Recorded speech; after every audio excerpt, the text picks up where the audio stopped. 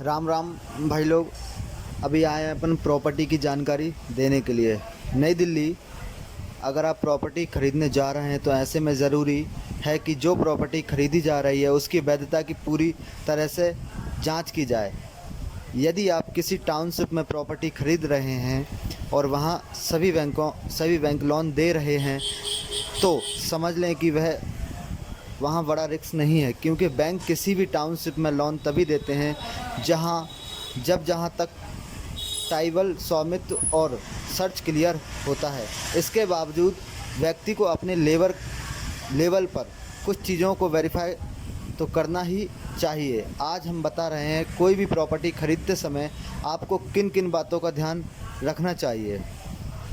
कोई भी प्रॉपर्टी खरीदने से पहले उसके लिंक डॉक्यूमेंट चेक करें, यानी प्रॉपर्टी अब तक कितनी बार खरीदी और बेची गई है।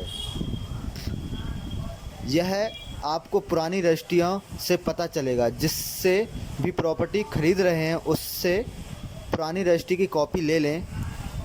फिर यह देखें कि सभी रजिस्ट्री में डिटेल एक दूसरे से लिंक हो रही है या नहीं। जो आपको प्रॉपर्टी बेच रहा है उसका आइडेंटिटी प्रूफ देखें, इससे डॉक्यूमेंट्स के साथ मैच करें। प्रॉपर्टी बेचने वाले से पावर ऑफ अटर्नी की कॉपी लें। आप जिस ज़मीन को खरीद रहे हैं उसका रिकॉर्ड खंगालें। खेती की ज़मीन ले रहे हैं तो इसके डॉक्यूमेंट्स की जानकारी राज्य सरकार के स्वामित्व विभाग में मिल जाएगी। ज़मीन का खसरा नंबर पता करें। खसरा नंबर से आपको ज़मीन से जुड़ी सभी जानकारियाँ मिल जाएंगी। यदि आप घर बनाने के लिए ज़मीन खरीद रहे हैं तो पहले पता करें कि जहां ज़मीन खरीद रहे हैं वहां रेजिडेंशियल परमिशन है या नहीं। अगर प्रॉपर्टी कमर्शियल या इंडस्ट्रियल है तो वहां ज़मीन ना खरीदें, क्योंकि वहां आप घर नहीं बना सकते। किसी टाउनशिप में प्रॉपर्टी ले रहे हैं तो लैंड यूज़ चेक करें। देखें कि टाउन एंड कंट्री प्लानिंग की परमिशन है या नहीं। लोकल अथॉरिटी जैसे नगर निगम से नक्शा पास है या नहीं।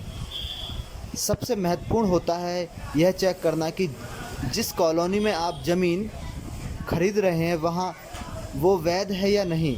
कई लोगों को लगता है सरकार ने रजिस्ट्री कर दी तो प्रॉपर्टी वैध हो गई, लेकिन एक्सपर्ट का कहना है कि ऐसा नहीं है।